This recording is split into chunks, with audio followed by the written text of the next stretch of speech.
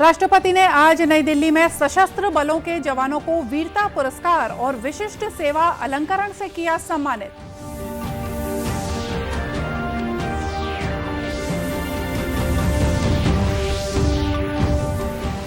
राज्य मंत्री परिषद ने पेट्रोल और डीजल में लागू वैट की दरों को कम करने का लिया निर्णय।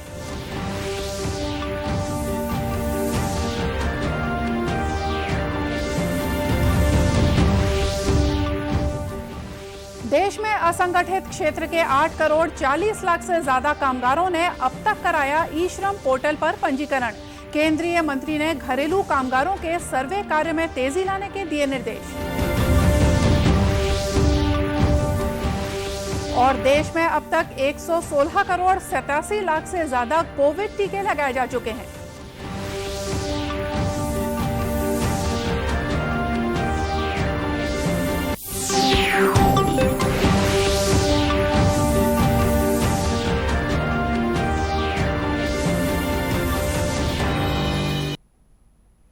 नमस्कार, आप देख रहे हैं दूरदर्शन समाचार। मैं हूं मोनिका शर्मा और आइए अब देखते हैं समाचार विस्तार से।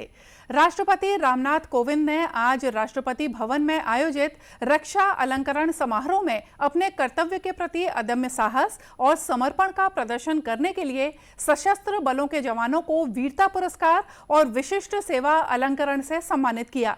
अभियांत्रिकी कोर के सप्पर प्रकाश जाधव को जम्मू और कश्मीर में एक अभियान के दौरान आतंकवादियों की साजिशों को नाकाम करने के लिए मरणोपरांत दूसरा उच्चतम शांतिकाल वीरता पुरस्कार कीर्ति चक्र से सम्मानित किया गया। मेजर विभूति शंकर ढोंडियाल को 5 आतंकवादियों को मारने और 200 किलोग्राम विस्फोटक सामग्री बरामद करने में उनकी भूमिका के लिए मरणोपरांत शौर्य चक्र से सम्मानित किया गया। उनकी पत्नी लेफ्टिनेंट नितिका कौल और उनकी माताजी सरोज ढोंडियाल ने यह पुरस्कार प्राप्त किया। नायब सूबेदार सोमबीर को जम्मू कश्मीर में एक अभियान के दौरान एक खूंखार आतंकवादी को मार गिराने के लिए मरणोपरांत शौर्य चक्र से सम्मानित किया गया। उनकी पत्नी और उनकी माताजी ने यह पुरस्कार प्राप्त किया। ने अदम्य साहस, असाधारण बहादुरी एवं अनुकरणीय निस्वार्थ सेवा का प्रदर्शन करते हुए भारतीय सेना की गौरवशाली परंपराओं में अपना सर्वोच्च बलिदान दिया।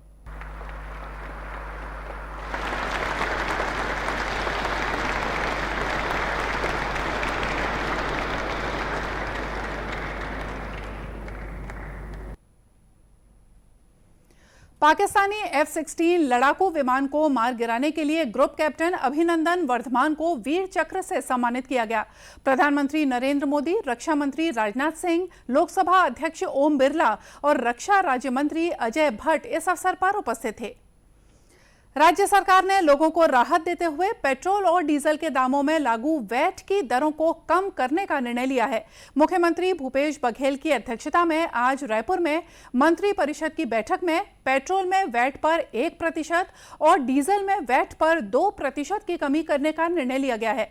इससे राज्य सरकार को लगभग 1000 करोड़ रुपए की राजस्व की हानि होगी। एक अन्य बैठक में शिक्षक संवर्ग में पदोन्नति के प्रावधान को शिथिल किया गया है।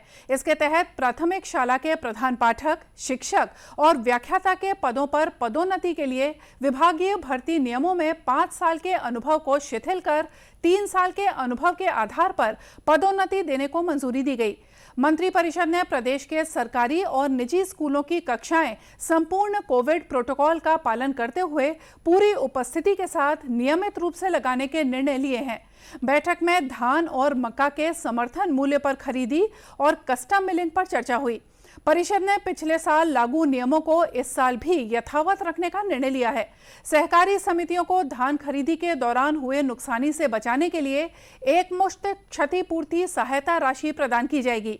साथ ही कस्टम मिलिंग अनुबंध के जरिए बचत धान की मात्रा का निरस्तीकरण और उसमें लगने वाली पेनल्टी को माफ करने की मंजूरी दी गई है। एक अन्य फैसले में प्रदेश के मेडिकल कॉलेजों में सीधी भर्ती और पदोन्नति से भरे जाने वाले पदों के लिए नियमों में छूट को मंजूरी दी गई है। राज्य की औद्योगिक नीति के तहत विद्युत शुल्क छूट से संबंधित प्रावधानों की विसंगतियों के निराकरण का निर्णय लिया गया है। कैबिनेट ने झीरम घाटी में 25 मई 2013 को घटित माओवादी घटना की जांच के लिए 2 सदस्यीय न्यायिक जांच आयोग के गठन को मंजूरी दी है। इसी तरह मंत्रिपरिषद ने प्रदेश में हुक्का बार और तंबाकू उत्पाद संशोधन विधेयक के प्रारूप का अनुमोदन किया। असंगठित क्षेत्र के 8 करोड़ 40 लाख से ज्यादा कामगार अभी तक ई श्रम पोर्टल पर पंजीकरण करा चुके हैं। इसके शुरू होने के बाद से पिछले 12 सप्ताह के दौरान पंजीकरण में तेजी आई है। पंजीकरण में ये बड़ी सफलता श्रम और रोजगार मंत्री भूपेंद्र यादव के एकीकृत कमान और नियंत्रण और नियमित निर्देशों और निगरानी के कारण मिली है। ई श्रम पोर्टल पर असंगठित क्षेत्र के कर्मियों का पंजीकरण जन सेवा केंद्रों या राज्य सेवा केंद्रों के माध्यम से कराया जा सकता है। पिछले 12 सप्ताह के दौरान पश्चिम बंगाल, ओडिशा, उत्तर प्रदेश और बिहार में सबसे ज्यादा पंजीकरण हुआ। आज नई दिल्ली में अखिल भारतीय घरेलू श्रमिक सर्वेक्षण के संबंध में केंद्रीय मंत्री श्री यादव ने कहा कि देश में घरेलू श्रमिकों के लिए शीघ्र ही नीति बनाई जाएगी। इसके लिए अभी तक किए गए सर्वे की रिपोर्ट प्राप्त हो चुकी है, वहीं 2 अन्य सर्वे रिपोर्ट आनी बाकी हैं। देखा है और इन दोनों ही क्षेत्रों में, माइग्रेंट वर्कर के क्षेत्र में और डोमेस्टिक वर्कर्स के क्षेत्र में जो है, हमें कई दिक्कतों को देखने का अवसर मिला। एक समय में पूरे कृषि की युग होता था तो ज्यादातर लोगों की डिपेंडेंसी इंटर सोसाइटी एक ही जगह पर होती थी। अब इंडस्ट्रियल युग से भी आगे जाकर के हम लोग डिजिटल युग में चले गए और सर्विस इंडस्ट्री की डिमांड बढ़ी। ऐसे में नए शहरों का विकास बहुत तेजी से हो रहा है। जब नए शहरों का विकास होता है तो बहुत बड़ी संख्या में स्किल वर्कर भी माइग्रेट होते हैं और अनऑर्गेनाइज्ड सेक्टर का भी वर्कर माइग्रेशन करता है। केंद्रीय मंत्री ने कहा कि मोदी सरकार गरीबों के कल्याण के लिए विभिन्न योजनाएं संचालित कर रही है। घरेलू श्रमिकों के लिए नीति निर्धारित करने के लिए विभिन्न पहलुओं पर ध्यान देना जरूरी है। मुख्यमंत्री भूपेश बघेल ने प्रदेश के 11 नगरीय निकायों के लिए 67 करोड़ 13 लाख रुपए के विकास कार्यों का लोकार्पण और भूमि पूजन किया। साथ ही उन्होंने बीरगांव में राजीव आश्रय योजना के तहत पट्टा वितरण की शुरुआत भी की। रायपुर में आयोजित एक वर्चुअल कार्यक्रम में मुख्यमंत्री ने इस अवसर पर कहा कि नगरीय क्षेत्रों में अधोसंरचना और जन सुविधाओं के विस्तार के लिए वे लगातार कार्य कर रहे हैं। साथ ही प्रदेश अब गोबर से खाद के साथ साथ बिजली का उत्पादन करने वाले पहला राज्य बन गया है। रोजगार के सबसे ज्यादा अवसरों का निर्माण करने के लिए सुराजी गांव योजना भी शुरू की गई है। माध्यम से पूरे देश में छत्तीसगढ़ की नई पहचान मिली है। हमारी इस योजना को दूसरे राज्य भी अपनाना चाहते हैं। हमारी इस योजना को दूसरे राज्य भी अध्ययन के लिए अपने अधिकारियों को, जनप्रतिनिधियों को भेजा। संसद की किसी मामले की स्थायी समिति ने इसे पूरे देश में लागू करने की मांग केंद्र सरकार ने की है। जब हमने 2 रुपये किलो में गोबर खरीद कर वर्तमान में जैविक खाद निर्माण की शुरुआत किया, इससे हमारी खेती में भी बदलाव की शुरुआत हुई। रासायनिक खाद पर हमारी निर्भरता कम हुई है, खेती की लागत कम हुई है। मुख्यमंत्री ने बीरगांव में करीब 1000 पात्र हितग्राहियों को पट्टा प्रदान करने के निर्देश अधिकारियों को दे दिए हैं। छत्तीसगढ़ को देश में स्वच्छतम राज्य के तौर पर राष्ट्रपति रामनाथ कोविंद ने सम्मानित किया है। इस संबंध में रायपुर के महापौर एजाज ढेबर ने आज एक पत्रकार वार्ता में बताया कि लगातार तीसरी बार प्रदेश को स्वच्छ बनाए रखने की चुनौती को पूरा करना आसान नहीं था, लेकिन नगर निगम के कर्मचारियों और लोगों के सहयोग से ये संभव हो पाया है। इस रैंकिंग को बनाए रखने के लिए सुधारना भी हमारी जिम्मेदारी है। कि ये जो हमें पुरस्कार जो मिला है, यह सिद्ध करता है कि हमने रायपुर से कचरे को हरा दिया और रायपुर की जनता जो हमारी है वह जीत गई। हमें 4 पुरस्कार मिले, fastest music capital, JFC garbage free city, उसमें हमें 3 स्टार मिला। सफाई मित्र सुरक्षा में हमें 4था रैंक मिला। और अगर हम बात करें तो पूरे प्रदेश को सबसे ज्यादा अगर वहां पर अवार्ड मिला है तो छत्तीसगढ़ को मिला है। 67 अवार्ड वहां पर छत्तीसगढ़ को मिला।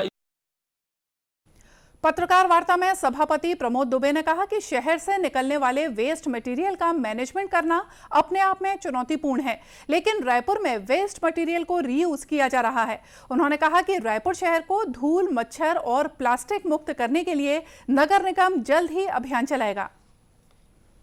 देश में अब तक 116 करोड़ 87 लाख से ज्यादा कोविड टीके लगाए जा चुके हैं। स्वास्थ्य मंत्रालय ने बताया कि कल 32,99,000 से ज्यादा टीके लगाए गए हैं। इस बीच देश में पिछले 24 घंटों के दौरान 8,000 लोगों में कोरोना संक्रमण की पहचान हुई है, जबकि 12,000 से ज्यादा लोग संक्रमण से मुक्त हुए हैं। उपचार करा रहे लोगों की वर्तमान में संख्या 1,18,443 है। यह संख्या कुल संक्रमित लोगों के 1% से भी कम है। मंत्रालय ने बताया कि उपचार के बाद संक्रमण मुक्त होने की दर इस समय 98.31% है और पिछले मार्च के बाद से सबसे ज्यादा है। वहीं अब तक देश में 63 करोड़ 25 लाख से ज्यादा नमूनों की जांच हो चुकी है। एक ही दिन में 7,83,000 से ज्यादा नमूनों का परीक्षण किया गया। इधर छत्तीसगढ़ में औसत पॉजिटिविटी दर 0.19% है। कल प्रदेश में कोरोना के कुल 24 मामले सामने आए। वर्तमान में प्रदेश में 295 मरीजों का उपचार विभिन्न अस्पतालों और होम आइसोलेशन में चल रहा है। इस बीच कल प्रदेश के 19 जिलों में कोरोना का कोई भी मरीज नहीं पाया गया। कृषि मंत्री श्री रविंद्र चौबे ने कहा है कि विश्व मत्स्य दिवस के अवसर पर रायपुर में आयोजित राज्य स्तरीय सम्मेलन का शुभारंभ भी किया। इस अवसर पर उन्होंने मछली पालन करने वाले किसानों से कहा कि वे राज्य सरकार द्वारा चलाई जा रही योजनाओं का लाभ लेकर आधुनिक तकनीकों के जरिए मछली पालन को उन्नत बनाएं। श्री चौबे ने नवा रायपुर में भक्त श्री गुहा निषाद राज की प्रतिमा स्थापित करने की घोषणा की। साथ ही 20 हितग्राहियों को मोंगरी आइस बॉक्स और 4 हितग्राहियों को 4 पहिया वाहनों की चाबियां सौंपी। कार्यक्रम में उपस्थित छत्तीसगढ़ मछुआ कल्याण बोर्ड के अध्यक्ष SR निषाद ने कहा कि विकास के लिए समाज के लोगों का एकजुट होना जरूरी है। उन्होंने राज्य सरकार के नई मछुआ नीति लागू करने की मांग भी की। किया जाए 3 वर्ष देखने जा रहे हैं कांग्रेस पार्टी की सरकार, और हमारी मांगों की सरकार में हमने कई जो समस्या उनके पास रखे, और सबसे समस्या ये है कि ज्वलन समस्या जो है मछली जो हमारी व्यवसाय प्रतीक व्यवसाय है, उसमें तालाबों का जो है पंचायती राजनीति के कारण यानी उसमें कई जगह अड़चने आ रही हैं। तो इसमें हम लोग कैसा सरलीकरण हो, इसके बारे में हमने CM के पास रखी बातों और उस विषय को ध्यान में रखते हुए मछली नीति बनने का एक घोषणा हुआ, और उसमें हमारे 9 सदस्यों की समिति गठित हुआ। और समिति गठित होने के बाद हमने पूरा छत्तीसगढ़ में एक बार में 2 बार दौरा किया। गौरतलब है कि प्रदेश में मछली पालन को कृषि का दर्जा मिलने से मछली उत्पादन के क्षेत्र में बेहतर परिणाम सामने आ रहे हैं। अब तक 2500 मछली किसानों को क्रेडिट कार्ड का लाभ दिया गया है। वहीं हाल ही में 100 टन तेलपिया मछली की सप्लाई इंग्लैंड में की गई है। और आइए देखते हैं अंत में मुख्य समाचार एक बार फिर से। राष्ट्रपति ने आज नई दिल्ली में सशस्त्र बलों के जवानों को वीरता पुरस्कार और विशिष्ट सेवा अलंकरण से किया सम्मानित।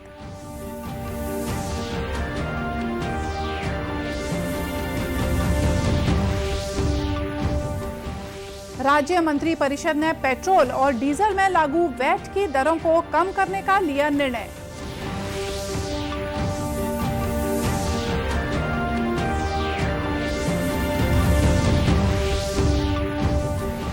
देश में असंगठित क्षेत्र के 8 करोड़ 40 लाख से ज्यादा कामगारों ने अब तक कराया ई-श्रम पोर्टल पर पंजीकरण।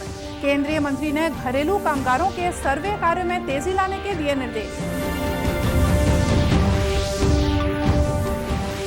और देश में अब तक 116 करोड़ 87 लाख से ज्यादा कोविड टीके लगाए जा चुके हैं।